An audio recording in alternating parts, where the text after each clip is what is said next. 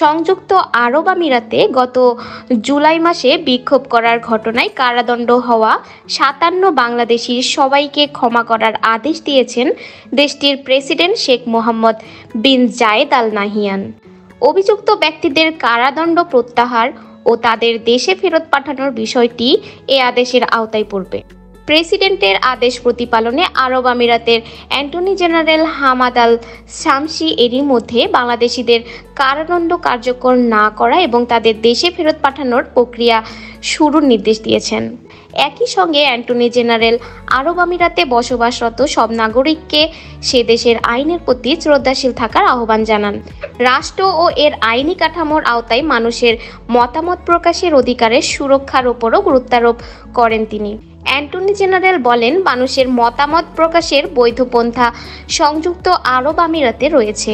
এই পন্থায় মানুষের ওই অধিকার যাতে দেশ ও জনগণের স্বার্থের জন্য ক্ষতিকর না হয় সেটি নিশ্চিত করা হয়েছে।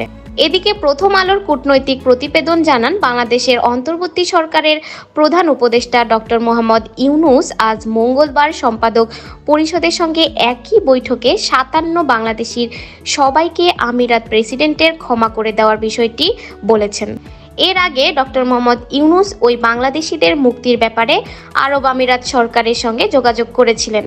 কোটা সংস্কার আন্দোলনের প্রতি সংহতি জানিয়ে সংযুক্ত আরব আমিরাতের বিভিন্ন স্থানে গত জুলাইতে বিক্ষোভ করায় ৫৭ জন বাংলাদেশিকে বিভিন্ন মেয়াদে কারাদণ্ড দেন দেশটির একটি আদালত।